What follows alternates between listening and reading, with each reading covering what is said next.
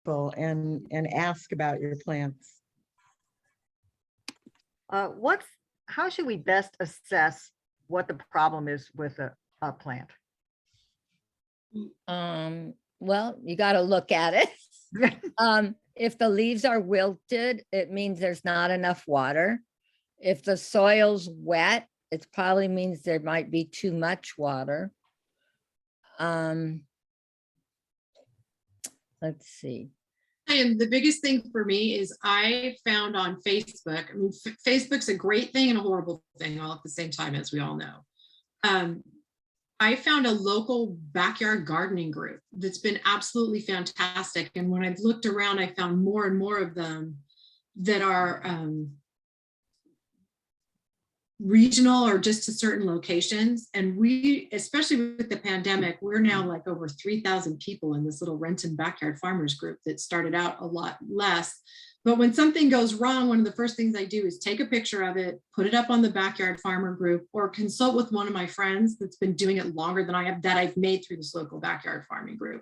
And that's been a great resource. We help each other out figuring out what to do. That's also been a really good source for me for seeds and plants. We have a couple people in this group that start, like, I suck at growing tomatoes from seeds, like in the nightshades. I've stopped. I use starts, but I get them from my local friends that love to do that thing.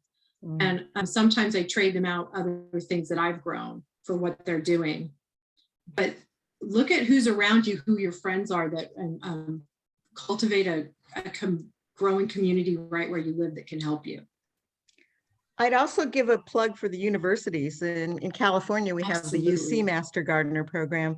We have a help desk. The question about if you have a problem with your plant, you can send in a picture. You can take your plant in if it's a house plant.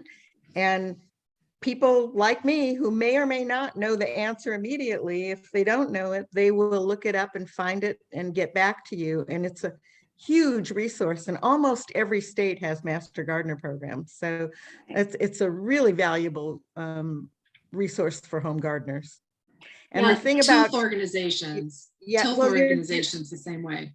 I was just going to say, it's the interesting thing is, and it's not to say neighborhood gardening groups aren't good, they can be really great, but master gardeners are only allowed to recommend things that are scientifically based and have been proven scientifically.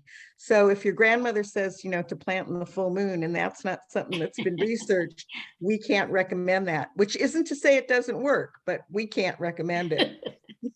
Yeah, and every state, Texas AgriLife Extension Agency has a master gardener program. The University of Arizona has a cooperative extension, and they have a master gardener program. New Mexico State University in Las Cruces, not that far from where I am, actually has a cooperative extension service, and all of these have master gardener programs. And I think all of them have a helpline, Alyssa. I think that's, I know I served on the helpline, so you don't always know when the question comes in, the exact answer, but believe me, somebody does. Right. Yeah, and you can also just go to your local nurseries, the smaller nurseries. There's somebody there that if you bring in a leaf that, you know, is diseased or whatever, they can tell you about it. Take a picture, ask them, and they're always happy to help. Are there, you talked about trading seeds and things like that, but are there any other workarounds to keep the cost of gardening down, particularly when you're in the beginning? Yeah, Because well, it can get very expensive. You can always take cuttings from your own plants and start new plants. But you have to have the plants in the first place. Right. Or you can do it from a friend. If you see a friend that has a shrub that you like, you ask her, can I have a cutting? And, you know, you can root it. Some plants don't even need to be pre-rooted, such as geraniums. They don't need rooting. So that's a good way. Also, I have found that I get what I call volunteers.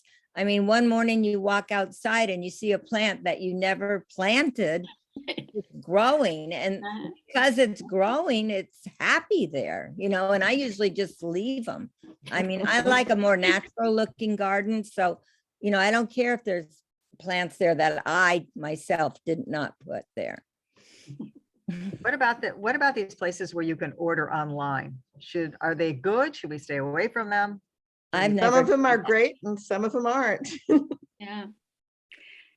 Sometimes you get Very something dis- that works. I ordered 3 privet plants because I know they're not native to the desert, but I had a kind of shady place I wanted to put them in. Out of the 3, 1 made it. It's doing fine, but you just don't know. Yeah, for vegetables, I'm always happy when my territorial seed company seed catalog comes. And then a friend turned me on to Fedco seeds too. Oh. But I've had great luck ordering from them, but you don't have to order directly from them. They're in, a lot of the seeds are in your Whole Food stores or your local co-op stores. You can buy things there too. Yeah, this area has Baker Creek, which is a great place to Mhm. order organic plants from. Johnny Seeds is really good. There's just there are a lot of really good seed companies. So it just You takes know- time, and it's a great, the catalogs are wonderful, especially in winter. You can go crazy. But I would say in terms of advice, start small. Mhm, You mhm. know, be careful. You can get carried away with way too many Absolutely. varieties. And you can seed save too, even with vegetables and things. It's similar to doing cutting. So we had really successful green beans one year, and I save a certain number of green beans at the end and let them go to seed. And so then we never buy green bean seeds anymore. Before we go to break, let me ask one more question. You had touched about climate change, but what about, I don't know if you've had them elsewhere. I know you've had them in SoCal because we have them here. These huge fluctuations. We had, usually here in Phoenix, we'll have maybe a couple of days of below freezing temperature. Maybe we'll have frost for on and off, maybe a week. But we had, in late December, I mean, it was maybe 10 days. And I've got a lot of bougainvillea, and I covered them. And even though they were covered, they still got burned. I've never had to cut them back like I've had to cut them back. And so, now it's going to be in the 80s. At night here, it's in the low 40s. By next week, it's going to be in the upper 80s. I mean, what effect does this have on plants? And is there anything we can do to help them? Oh. And it has a bad effect. It's very difficult. I get a newsletter from a local nursery every week. And the owner who writes the newsletter made reference to these huge fluctuations that we've had in Southern California. And it's hard on plants. It's very hard. Mhm. I don't know what we can really do about it. I guess you can wrap your plants in cloth or to try to protect from the cold, but Mhm. I don't know, and try to shade your plants. I've seen people that put some stakes in the ground and put a cover, like a mesh cover, like make a little roof for their plants so they don't get burnt. And then we've been contending with wind, and wind really dries out plants. It's horrible. Yeah. It's Yeah. so bad. Yeah. Are these conditions bringing in new pests or Mhm. fungus or anything that just didn't appear before? Well, there's always a risk of, there's new things we're always on the lookout for. But I don't know if it's the wind or not. It's just most of the pests come in on plants that are moving from one area to another, which is one reason you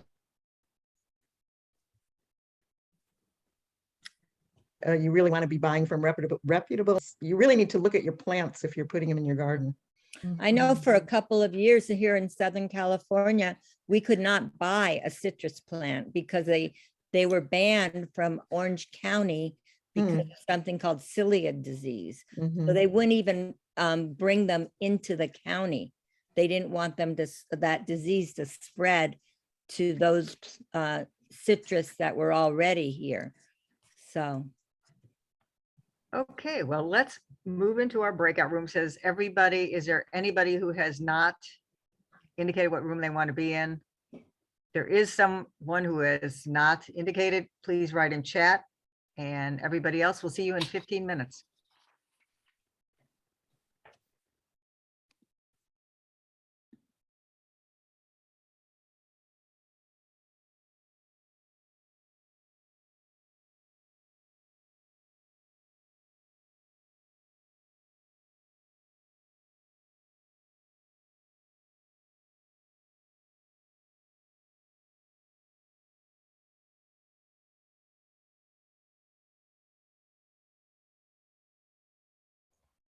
Karen, what room did you want to be in?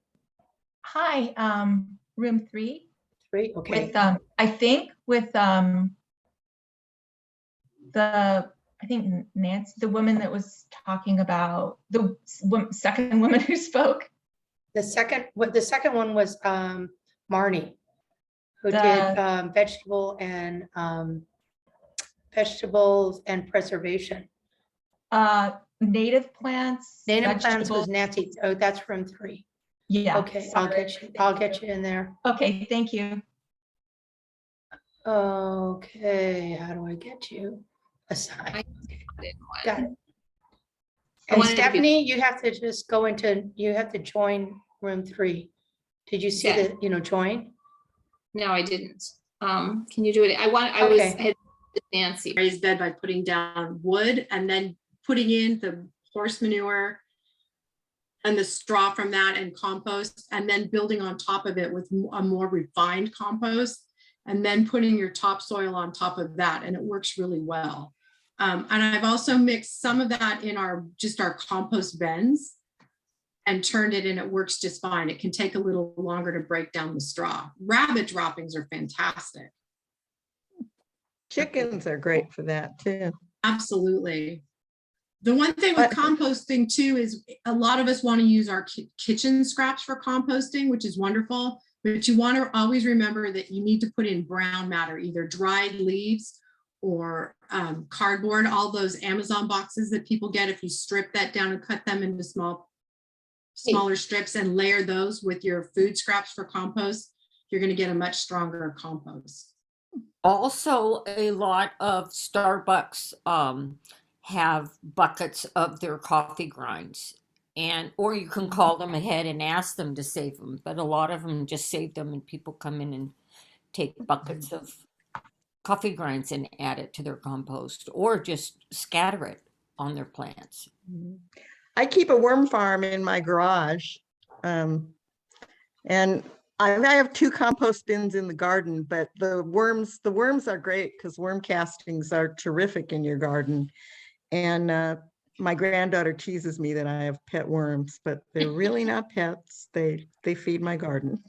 I just met a woman actually that I'm buying the composter from, and she kind of combines the two. She has worms Right. in her composter. So, and hers is in the backyard. Granted, she's by the beach and I'm inland in Southern California, but will the worms have an issue with the heat inside that composting bin? Well, there's 2 different things going on that you're talking about. I mean, a big compost heap like they do professionally, you don't really need worms, but worms you need if you're composting your own garbage. My compost bins in the backyard also have worms in them because they just appear there, but they're different from the worms that are actually in the worm farm. So I have worms in my backyard compost bins too. They're not formal worm bins. They're just volunteers Right. that I dug out of somewhere else and threw them in the Right. compost bin. Stephanie, did you have a question? I did. What's the best time in Southern California to prune like an orange tree?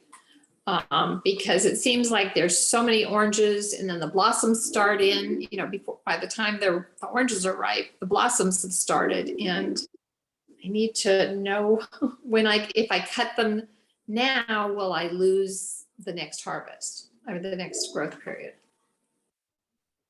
Anybody have a thought? I stumped this. I am not sure on that. When the best time is, but usually it's in the winter but these plants are really giving you your fruit in the winter. So Yeah.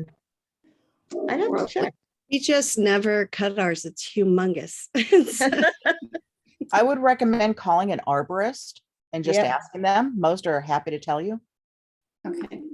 My Or- gardener just did extension mine. agent. Your California extension agent would be able to answer that kind of question. Extension agent, through the university? Uh-huh. Okay, thank you. And my gardener just did mine last week. Yeah, well, mine was supposed to come last week. It didn't. Stephanie, I'm like Lori, I don't do any trimming. And it doesn't bother. I have not trimmed my lemon tree. I have not trimmed my orange tree, and I just got a lime tree that's now almost starting to blossom. So I just leave them. I just, they're fine. If I find that they may need trimming because the fruit is not producing, then maybe that's what you do. But I don't do it. But there's a Arboretum in Fullerton is another resource of those of you who live in North Orange County. They know their plants very well because the university also uses that property to grow and experiment, and they have all kinds of planting classes and things like that. So if any of you live in Orange County in California, or if you know of any Arboretum in your area, that's a good resource to get, some information about plants. A good arborist is really priceless. I mean, you can really mess up the looks of your tree if you don't prune it correctly. Not to mention, you could give it a disease if your instruments aren't really clean. Correct. A tree is a big investment. You have to take care of it. And I have a pine tree, and I have to trim it I have to take certain branches off every few years because you don't want it to be so heavy. Because it's a huge tree. It's a 50-year-old tree, and I'm constantly pruning it. Then I have a palm tree that I have to also prune or get all the dead wood off of the palm tree, because it keeps it healthy. It's like getting a haircut. When it's time to get a haircut, you get a haircut. And trees are like that. But you can't just cut them. Like I see so many people cutting their trees so abruptly that they see these stumps of branches and nothing on them. And that is not healthy either, because that can really harm the tree's growth. They say, oh, well, it'll be okay. It will come back. It may come back fine, but it's still a long process and it hurts the trees. So an arborist knows what they're doing. And if you're going to have a big tree to take care of, I agree with Alyssa, you have to make sure it's trimmed properly so it won't die. Can somebody address companion plants? Sometimes they look nice, but they're not exactly on the same watering schedule, or they don't do well in the soil, is there a trick to choosing a nice companion plant per se under a tree? Oh, if it's under a tree, you're going to want a shade plant, and the plants have to have similar watering needs. I was just talking about that in the chat room. They have to have the same needs, the same light requirements, the same watering requirements. So again, I would just do the research and see what the requirements are for each plant you might be interested in. I have a girlfriend, it's so funny. I mean, she's new to gardening. She's from New York City. So, although she's lived in California for decades, she never really got into gardening until recently. And she just willy-nilly buys things. And I say, well, what is that you bought? What is that plant? She doesn't know the name of it. And I go, well, what, did you read about it? What kind of light does it need? What kind of water does it need? She doesn't even know. I mean, it's just like a crapshoot for her. And that's not the way to do it. So with vegetables in the chat room really quickly, I brought up, and Marlene agreed with me, that there's a book called The Square Foot Gardener. And it talks about companion plantings for vegetables and how you can maximize your space by planting them together, what things grow really well together, what don't. So I recommend that as a resource for vegetable co-planting. Okay, are there any other questions? Well, thank you for coming tonight. Thank you, Nancy, Alyssa, Tina, and Marnie, as well as our tech, Shari Carruthers and Lori Glaske. We hope you can join the programming committee for Zooms this spring.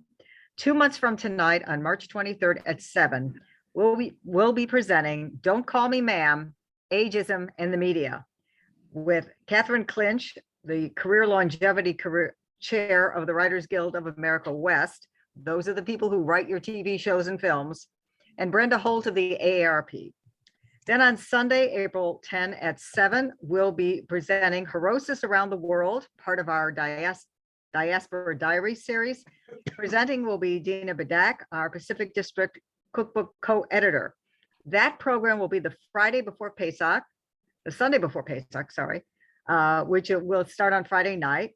And we'll also be posting Herosis recipes from around the world in the program section of the PD page. We also have Evelyn Bell with us. She didn't know I was going to call on her, but Evelyn is also the other co-chair, was the other co-editor of the PD cookbook. And Evelyn and Dina will be presenting WRJ on Purim. You want to just talk about that because you're going to be cooking. Yeah, we're making hamantaschen, and I'm going to be demonstrating a recipe of making poppy seed hamantaschen. It's an old recipe of my family, and Dina is going to be discussing other flavors and techniques of making the cookie, folding it properly, and then it's going to be like a schmooze. So people are going to have their unmuted and talk, and it's going to be a great cookie. It's a baking adventure. So I'm looking forward to it. It's going to be Friday at noon for the Western states and 9 o'clock for the Eastern. And I suggest if you want to see a variety, the person who's doing the Eastern one is doing pizza flavored hamantaschen. So that's another way of doing it. And you think about it, your grandchildren would love that. I mean, I'm looking at that recipe and doing it for my grandsons because they love pizza. So, don't be afraid to do the 9 o'clock if you want to get up early in the morning and then do the 12 and you'll get a sweet one. So you got a savory and a sweet. It's going to be a fun day on Friday. Are we going to be able to bake along with you? Yes. In fact, I'm demonstrating how to make it. So I'm going to show you how to make my dough. I'm going to show you how to make the poppy seed filling, and then we're going to bake. I'm going to have it in series where you're going to see the finished product. You're going to be able to make your dough. Now, the people who make their dough, they may not want to stuff it because you want to make sure that the dough is cold, because that's better when you roll it out. So, but I'm going to show you the procedure. You may, when you sign up, you get the recipe so you can make your dough ahead of time. So if tomorrow, if you're not doing anything, make your dough. It takes about maybe a half an hour, maybe less than that, to make the dough. It's a few ingredients and you put it in the refrigerator and wrap it with plastic, and then you're ready to go on Friday. Will this be a cookie dough or a raised dough? It's sort of a cookie dough. Yes. It's like a butter. It has butter and it's delicious. Okay. It's got butter and a little sugar and some flour and an egg and some orange zest. And I'm trying to think of all the flavors I've got in there. Yeah.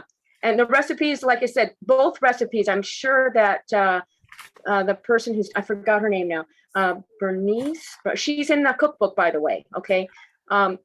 And if you haven't gotten your cookbook, I'm going to show this. That's what it looks like. And it's got all these recipes. And if you're ready for looking for recipes for Passover, they're in there. It's great. And all the people that participated in putting this, giving me me and Dina the recipes it's just fabulous. So the person who's doing the hamantaschen with the pizza flavor is in this book. And I can't remember her name right now, but just look on WRJ and sign up.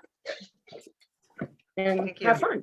A lot of talent in this district. Also, before I let you go, please, if your sisterhood or women's group is doing something, consider submitting it to the Sisterhood Program Exchange on the programs page of the programs section of the PD page. We had a lot of sisterhoods saying they wanted to know what everybody else was doing. Here's where you can post it. So everyone, thank you for coming tonight, and please post your gardening successes on Yammer.